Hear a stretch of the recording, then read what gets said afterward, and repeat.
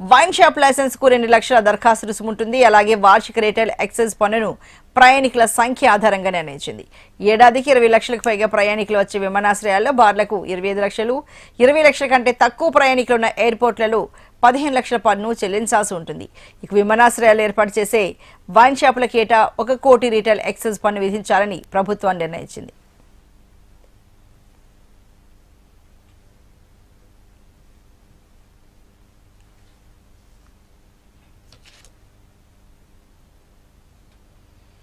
మరి ఈ దేశకు సంబంధించి మరింత తాజా సమాచారాన్ని మా ఏపీ బ్యూరో చీఫ్ హరికిషన్ అందిస్తారు. Harikishan, good morning. మరి ఏపీ సర్కార్ తీసుకునే నిర్ణయం ఇప్పుడు చర్చనీయాంశంగా మారింది. ఈ కొత్త విధానం వెనుక ప్రభుత్వ ఆలోచన అసలు ఏంటి? గుడ్ మార్నింగ్ అర్చన. ఆంధ్రప్రదేశ్ ప్రభుత్వం విమానాశ్రయాల్లో మద్యం విక్రయాలకు సంబంధించి కీలక నిర్ణయం అయితే తీసుకుంది. రాష్ట్రంలో విమానాశ్రయాల్లో బార్లు, వైన్ షాపుల ఏర్పాటుకు ఒక కొత్త ఎక్సైజ్ మార్గదర్శకాలను జారీ చేసింది. ముఖ్యంగా ఆధ్యాత్మిక నగరం అయినటువంటి తిరుపతిని ఎందుకు మినహాయించింది.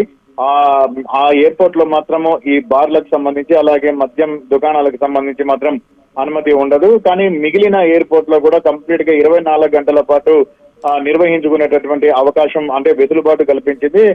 ముఖ్యంగా అంతర్జాతీయ స్థాయి సేవలు అందించడమే ఈ లక్ష్యంగా కూడా ప్రభుత్వం ప్రస్తుతం చెప్తోంది. ఇప్పటికే కూటమి ప్రభుత్వం అధికారంలోకి వచ్చిన తర్వాత మద్యం పాలసీకి సంబంధించి అనేకమైనటువంటి మార్పులు తీసుకొని వచ్చింది. నాణ్యమైనటువంటి మద్యాన్ని ఎవరైతే మద్యం సేవిస్తారో వారికి అందించడంతో పాటు ధరను కూడా నియంత్రించేటటువంటి ప్రయత్నం చేస్తున్నామని చెప్పి దానికి అనుగుణంగా కూడా నిర్ణయాలు తీసుకుంది. మరోవైపు పెద్ద ఎత్తున ఎక్కడైతే వైన్ షాపులకు సంబంధించి గత ప్రభుత్వమే నిర్వహిస్తే ఈసారి మాత్రం టెండర్లు దక్కించుకుంది. తద్వారా ఖజానాకు భారీగా ఆదాయాన్ని చేకూర్చున్నామని కూడా చెప్పడం జరిగింది. మరోవైపు మద్యానికి సంబంధించి అతి తక్కువ ధరకే ఎవరైతే మందుబాబులు ఉన్నారో, మద్యం సేవించే వారు ఉన్నారో వారికి అందిస్తామని చెప్పేసి కూటమి అధికారంలోకి రాకముందు ఏవైతే హామీలు ఇచ్చారో ఆ హామీలకు అనుగుణంగా కూడా అన్ని ఏర్పాట్లు అయితే చేయడం జరిగింది. మరోవైపు బీచ్ కు సంబంధించినటువంటి ప్రాంతాల్లో ఎక్కడైతే బీచ్ రిసార్ట్స్ ఉన్నాయో ఆ ప్రాంతాల్లో కూడా మద్యం విక్రయించేటటువంటి ప్రయత్నాలను ప్రభుత్వం చేస్తోందని, దానికి అనుగుణంగా మార్గదర్శకాలను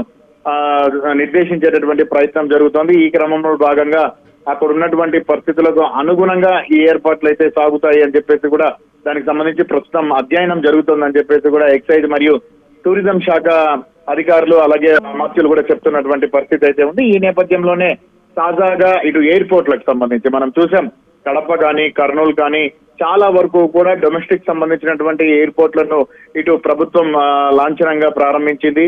అలాగే మిగిలిన ఎయిర్పోర్ట్లు కూడా ఏర్పాటును అతి తొందరగా కూడా చేస్తున్నటువంటి ఆ పరిస్థితి కూడా ఉంది. ఈ క్రమంలో భాగంగా ప్రతి ఎయిర్పోర్ట్ లో కూడా ఈ మద్యం షాపులను ఏర్పాటు చేసేటటువంటి దానికి అనుమతులను ఇచ్చింది. అయితే దీనికి కొన్ని మార్గదర్శకాలను అయితే పెట్టడం జరిగింది. ప్రధానంగా ఈ లైసెన్స్ కు సంబంధించి ఒక స్పష్టమైనటువంటి నిబంధనలు అయితే విధించింది. లైసెన్సుల జారీ విషయంలో మార్గదర్శకాలను రూపొందించింది. ఎయిర్పోర్ట్ లో బార్ లైసెన్స్ గరిష్టంగా 3 సర్వీసింగ్ పాయింట్లను అయితే ఏర్పాటు చేసుకోవచ్చు. ఒక వైన్ షాప్ అలాగే ఈ లైసెన్స్ పై 3 విక్రయ కౌంటర్లను అయితే నిర్వహించుకోవచ్చు. విమానాశ్రయ ఆపరేటర్ తో కుదుర్చుకునేటటువంటి ఒప్పందం ఆధారంగా లైసెన్స్ కాల పరిమితిని నిర్ణయించబడుతుంది. అయితే ఇవన్నీ కూడా 3 సంవత్సరాల వరకు ఉంటుంది. ఈ 3 సంవత్సరాల కాలంలో ఇక్కడ జరిగేటటువంటి అమ్మకాలు కొనుగోలుకు సంబంధించినటువంటి ఆధారంగా ఆ నివేదికల ఆధారంగా 3 సంవత్సరాల తర్వాత ఈ పాలసీని ఏ రకమైనటువంటి అమెండ్మెంట్స్ చేయాలన్న దానిపైన కూడా ఆలోచించి తదుపరి నిర్ణయం అయితే తీసుకోబోతున్నటువంటి పరిస్థితి ఉంది. Archana. Right Harikishan, thank you so much.